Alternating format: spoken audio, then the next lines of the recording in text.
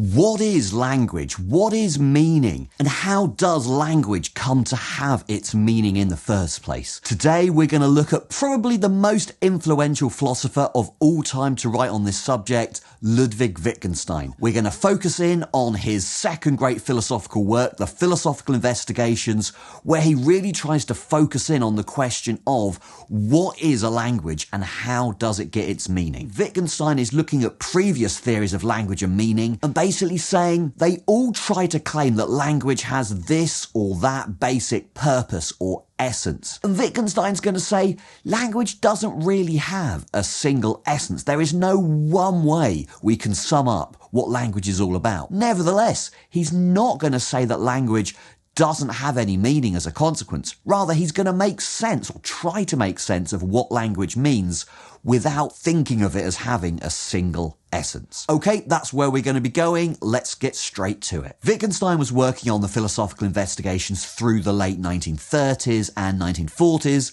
but it was only published posthumously in 1953. He starts it in a pretty surprising way with a long quote from the philosopher St. Augustine. Wittgenstein's trying to describe a view of language, a historical philosophy of language, which he calls the Augustinian view, and he describes it like this. The individual words in the language name objects. Sentences are combinations of such names. In this picture of language, we find the roots of the following idea. Each word has a meaning. This meaning is correlated with the word. It is the object for which the word stands. Okay, so this is the view that Wittgenstein calls the Augustinian view. He's not defending that view. He's going to go on and criticize that view. Why is Wittgenstein interested in this philosopher St. Augustine? Well, really he's not. What he's interested in is a picture of language that he thinks is completely pervasive in the history of our thinking about language and meaning.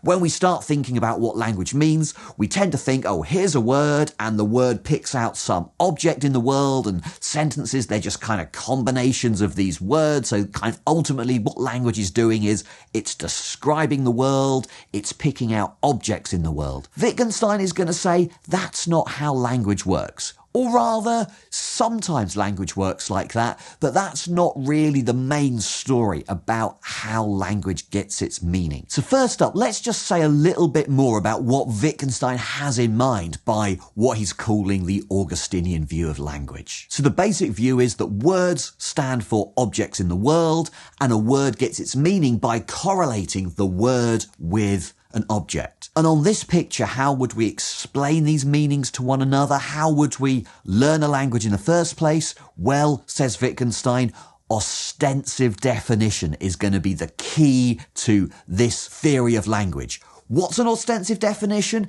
It's when we point at an object and we go, that thing is called whatever. So here I am sitting in my attic at the moment. That thing over there, that's a camera. That thing up there, that's a light. This thing here, that's a person. That's how we would explain what words mean. We would point to the object, that is the meaning of the word, and we would say the word. Ostensive definition. Now, just to be clear here, Wittgenstein isn't endorsing this view, he's explaining the view, and he's going to go on to criticize it. Why is Wittgenstein talking about this really kind of, far back in the past historical figure, St. Augustine, who we don't often think of as a philosopher of language? Really what Wittgenstein's trying to do here is not pick on this one particular philosopher, St. Augustine. Rather, he's trying to stress the universality of this picture of language. So many philosophers throughout the history of philosophy, Descartes, Locke, loads of them, basically assume this picture of how language works. What Wittgenstein's trying to do here is just emphasize how universal this view is and how uncritically accepted the view is within the history of philosophy. Then he's going to go on to criticize it. One of the philosophers that Wittgenstein is setting out to criticize, alongside Augustine and Descartes and Locke, is Wittgenstein himself. So he's going to criticize the view of language that he set out in his previous book, the Tractatus Logico-Philosophicus. Okay, but if he'd started his second book, The Philosophical Investigations, by saying, I'm going to criticize what I previously said in my first book, that kind of seems a bit narrow, and people might legitimately say, well, okay, you're admitting you're wrong, but why should I care? It's much more interesting for him to say, I think most philosophers in the past held this view of language, and I'm going to tell you what's wrong with it. Before we go any further, I'd just like to jump in here and say I hope you're enjoying this content. If you'd like to help me out to make more educational academic content like this, go and take a look at my Ko-Fi page and see how you can help me out. Okay, so first up, what does Wittgenstein think is wrong with the Augustinian view of language? Well, he gives a number of different objections. And the first one is based around this idea of ostensive definition. The idea that ostensive definitions, pointing to an object and saying the associated word, are meant to be the foundations of language learning. Wittgenstein thinks that just can't be right. The basic problem he brings up is this. Suppose we point to an object, like I point to the camera over there and I say, that's a camera. I could be pointing to any number of things. I could be pointing to the object, the camera, or I could be pointing to another object like the lens, or I could be pointing to the shape or the colour or the size of the thing. I could be saying, there's one thing there. I could be saying, that belongs to me. If we don't know the function of the word camera, how do we know what kind of thing I'm trying to talk about? Or even am I talking about a thing at all? Am I talking about the fact that I own it? Or am I talking about an expression of, I like that thing or I don't like that thing? Unless we know how the word camera is meant to function, is it meant to pick out an object? Is it meant to describe how I feel about it? Unless we know those things, we can't really hope to use an ostensive definition, a pointing gesture, to explain what the word means. Now, Wittgenstein's not denying that we ever use ostensive definitions to convey what a word means, right? Once we know that the word camera is a word that picks out a kind of object, then you might go, oh, well, what kind of object does the word camera pick out? And I'll go, that kind. See that object over there? That's a camera. Okay, so once we've got that set up, once we know the function, the grammatical purpose of the word, then I can use it. I can use an ostensive definition to tell you what the word means. But really, Wittgenstein is saying there, it's not the ostensive definition itself, rather it's the whole process, learning the grammatical function of the word, together with this process of you understanding that I'm now going to point to an object. It's that whole kind of interaction that gives the word its meaning, that allows me to communicate what that word means. It's not just the ostensive definition. So, says Wittgenstein, ostensive definitions can't be the one and only foundation of language use. So that's Wittgenstein's first objection to the Augustinian picture of language. But then he raises some other worries, okay? Think about all the words that don't stand for an object in the world.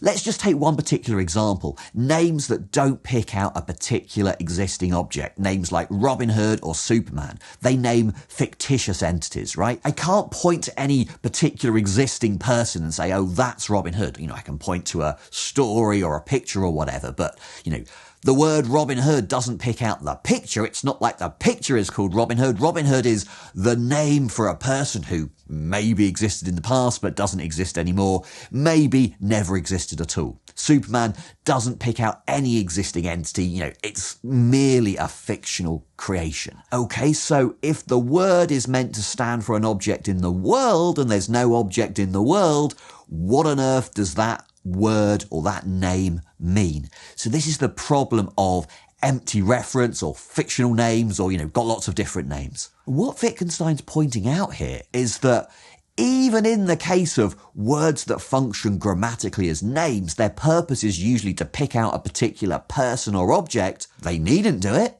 but we can still communicate meaningfully with them. Sometimes we use meaning and reference as synonymous concepts, but they're not always. Words can have a meaning even if they don't have a referent, as in there's no object in the world that word stands for. Third kind of objection that Wittgenstein gives to the Augustinian picture of language, it's a very restrictive view of language. It basically says the one and only function of language is to describe objects in the world to describe the ways that the world is. And then Wittgenstein starts pointing out, look at all the different ways that we use language. Look at all the different functions and purposes we might have in using bits of language. So he gives the following examples: giving orders and obeying them, reporting an event, forming and testing a hypothesis, making up a story and reading it, play acting, guessing riddles, making a joke, telling it, translating from one language into another, requesting, thanking,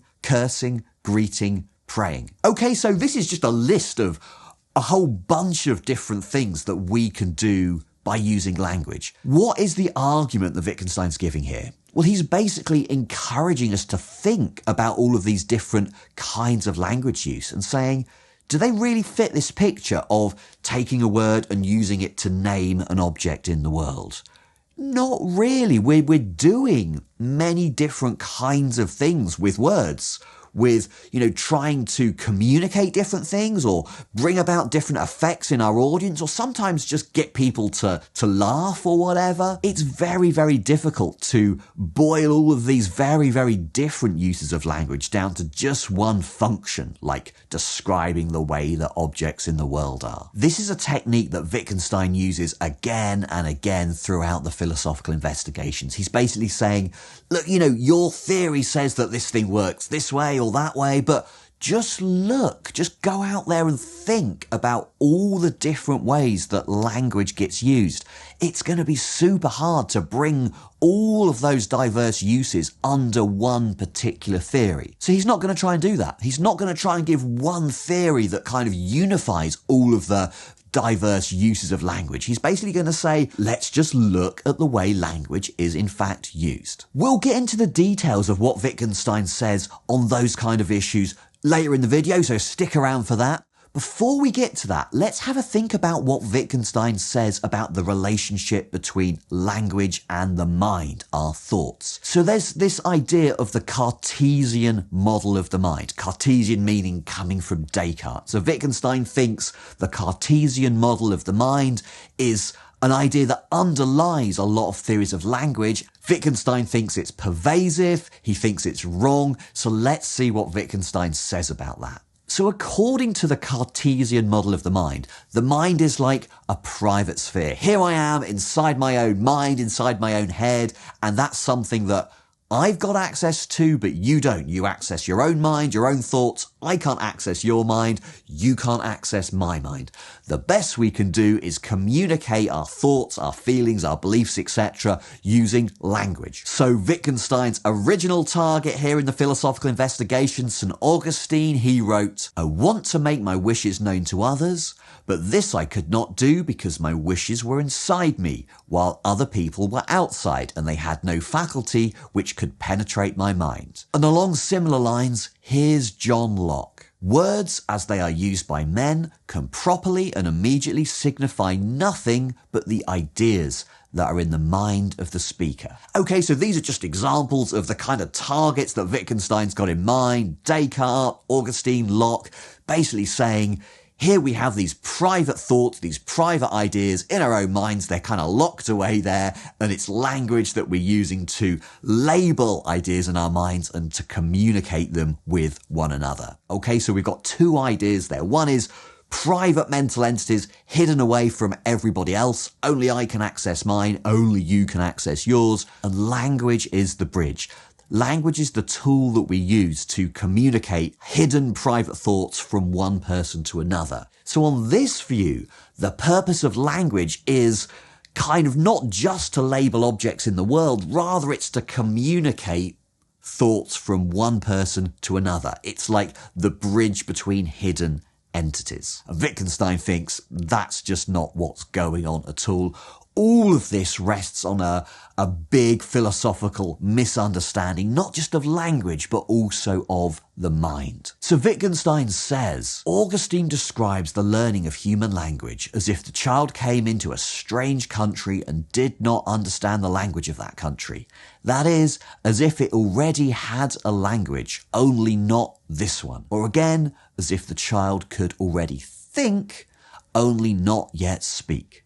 And think would here mean something like talk to itself. So Wittgenstein doesn't like this picture at all. It's not the right picture of language, but it's also not the right way to think about the mind. So these passages are the start of the famous private language argument. I've done another video that does a deep dive on that. You can go and see that at this link here. The idea is basically we're sometimes tempted to think that thoughts, ideas, emotions, etc. are these private entities in our minds. And Wittgenstein just thinks that is a big confusion. Even if there were such things, we couldn't talk about them meaningfully. Okay, let's sum up where we've got so far. Wittgenstein has been criticising and rejecting two quite pervasive theories or ideas about how language works. One is the Augustinian view with ostensive definition. Words work by labelling and describing objects in the world. And the other is the Cartesian model, on which words work by labelling and describing private mental objects, thoughts and such. Okay, so what is Wittgenstein's positive view? What does he put in place of these views that he doesn't like? So now Wittgenstein's going to start telling us about the way he thinks language does work. And he starts off in a pretty unusual way. He says, think about games. Think about the concept of a game. What does it take for something to be a game? Take all the different kind of games out there. Do they all have to be competitive? Do they all have to have different teams fighting against each other? Well, no, you don't have to have teams. They can be single player games. Do they have to be competitive? Maybe, but there are lots of competitive things like exams that aren't games. It's actually really hard to say what something has to be a game. That is, to give a definition that all and only the games share. It's difficult, in other words, to give a set of necessary and sufficient conditions for being a game. Wittgenstein admits this, and he says, okay, but is the concept of a game meaningless?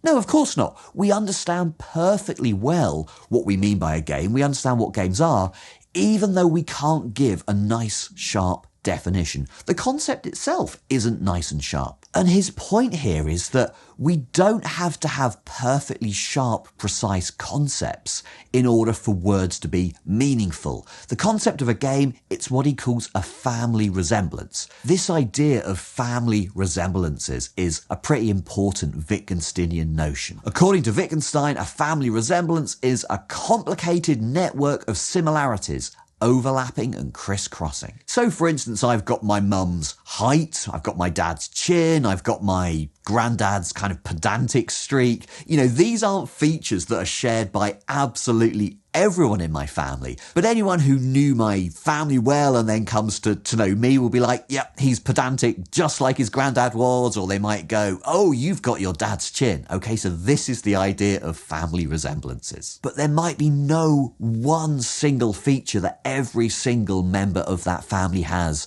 that differentiates them from any other unrelated families. Okay, so we're not looking for one characteristic that all and only the members of this family have, but nevertheless we can pick out various different physical features that allow us to say, oh yeah, I can see that those two people are related. And Wittgenstein says it's pretty much the same with games. We can say that this thing counts as a game because it relates to these other clear concepts of games in this or that way. But in so doing, we're not saying that every single possible game out there has to have these features, because there might be other ways in which other games resemble these games that we know and love. There's no one feature that unites all the games. Nevertheless, anything that we think of as being a game is going to resemble the things that we take to be the paradigm games in one or two or more ways. So in practice, we have a perfectly good working concept of a game. We can meaningfully use that word, even though we haven't given it precise boundaries. We haven't given it a set of necessary and sufficient conditions. So we've got this idea of the paradigm games, the kind of central exemplars of the concept. So in our case, that might include like physical sports, like, you know, football, rugby, cricket.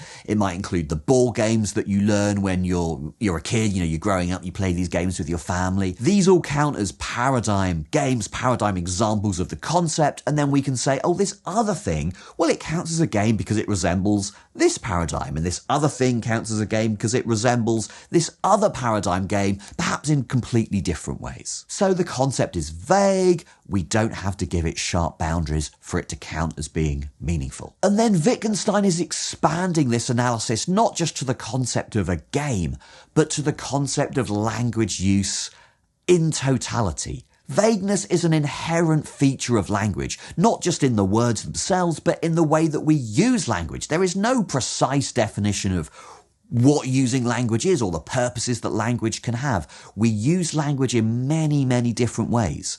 And this use of language and that use of language, well, they might bear a family resemblance to one another. They don't have to fit a very narrow template of what language is all about, like it is on the Augustinian view of language and like it is in the Cartesian model of the mind. Wittgenstein takes this example of a game really quite seriously. He talks about language games. Basically, when we are using a language in a certain way, it's like we're playing a game. And just like we can't say the one thing that all the games have in common, similarly, we can't say the one thing that all the language games have in common. Nevertheless, all the different language games out there, asking a question, telling a joke, making up a story and telling it, and so on, they all bear a family resemblance to the paradigm cases of language use. Wittgenstein says, here, the term language game is meant to bring into prominence the fact that speaking a language is part of an activity or of a form of life. So we've hit on another central Wittgensteinian concept here, this idea of a form of life. And I think this is one of the most confusing and contested ideas that we get out of Wittgenstein in this part of the philosophical investigations. What does he mean by a form of life, and why is it important to understanding language use? Well, to try and get a handle on that, let's start off by setting up a potential problem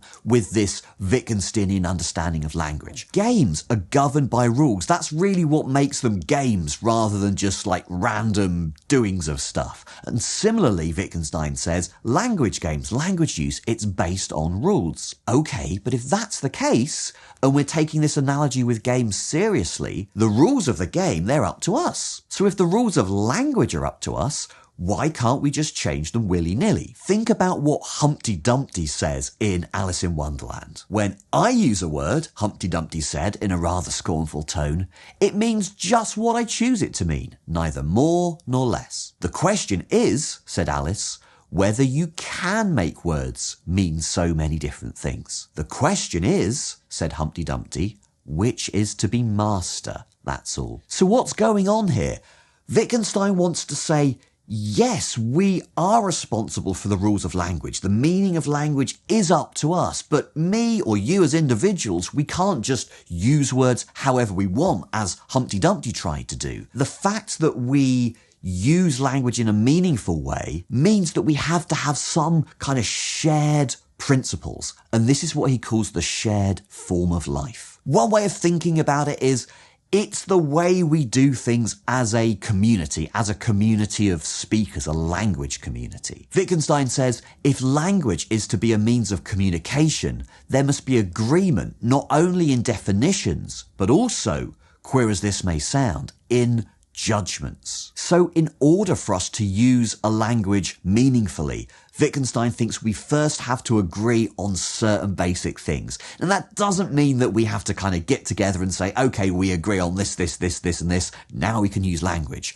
Rather, it just means that we have to, as a community, kind of rub along together. And now at this point, you might be thinking, well, that seems kind of really problematic because on loads of big issues, we don't agree. We don't have shared interests. So, Wittgenstein here, he's not talking about, oh, we have to agree, politically or anything like that. Obviously, we can use language meaningfully to express these disagreements we have. What Wittgenstein's trying to get at here is that there are embedded in our society certain principles that are so foundational that we don't really think about them. But, ideas like there is a world out there are other people, and we have to communicate with each other, both about our wants and our needs and our feelings and about the stuff out there in the world. According to Wittgenstein, if there was a community out there that just didn't have any of these shared principles, we really wouldn't be able to communicate with them at all. We wouldn't be able to communicate with a completely different form of life. He says at one point, if a lion could talk,